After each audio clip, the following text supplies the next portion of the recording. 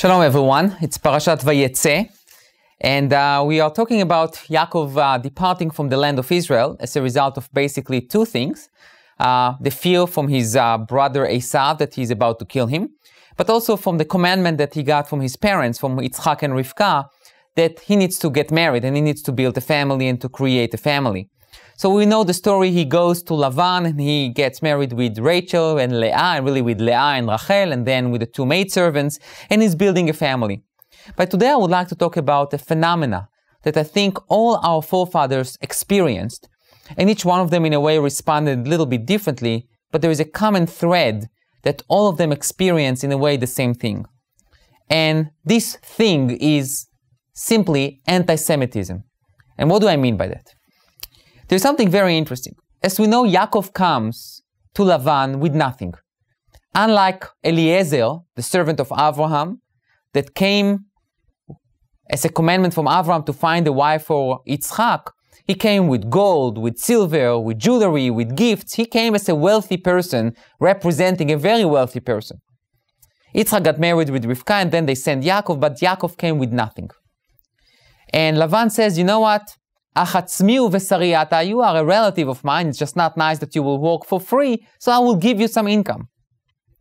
And Yaakov is working, and as a result of Yaakov's efforts, Lavan's flock and wealth increasing tremendously. He became a very, very wealthy man.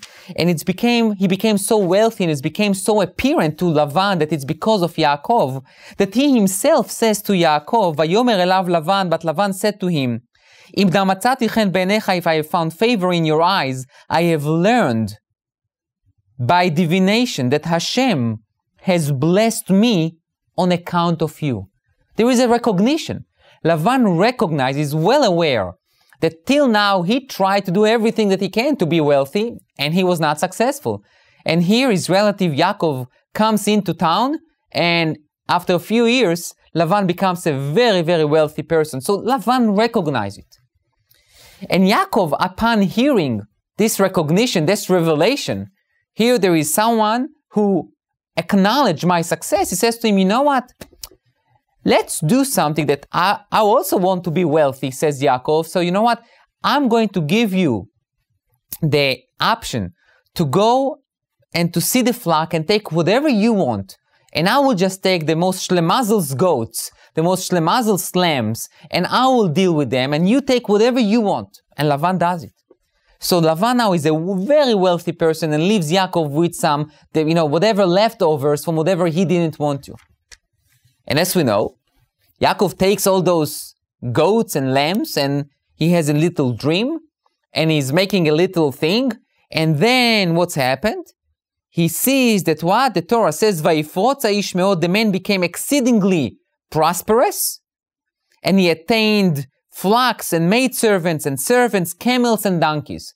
So Yaakov takes this little bitty of whatever he already created for Lavan, and Lavan took it all and left him with what we call in Hebrew, with the brara, with the leftovers, and Yaakov's create a huge, tremendous wealth. And then what's happened?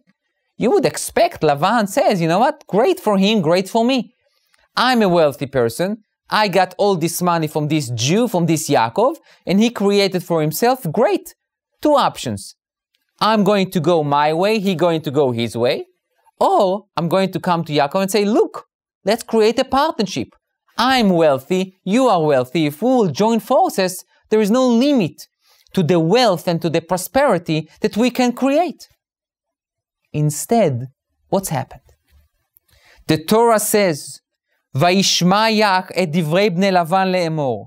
Then Yaakov heard the words of Lavan's son saying, Jacob has taken all that belonged to our father, and from that which belonged to our father, he amassed all his wealth.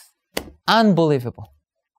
They look at Yaakov's success and they say not only it's a chutzpah for him to be so wealthy, he took everything from our father. Now look at this claim that it's so illogical.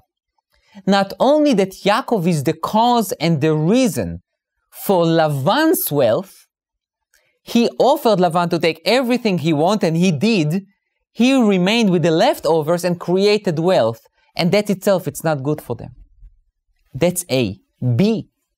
Instead of looking at what Yaakov is trying to do, and to look at his trend of success, and to say, you know what, Yaakov, teach us, how did you do it? Because we want to do it too.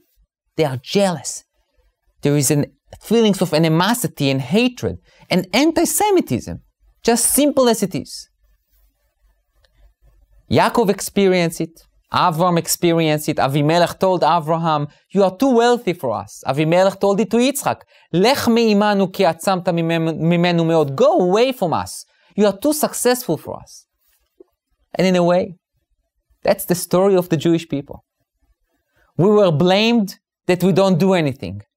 After the emancipation, where we got the rights to become involved with society, we became too successful. And that's not good either. Humanity needs to understand something. It's about time that you leave animosity and hatred and jealousy outside of the picture and the consideration.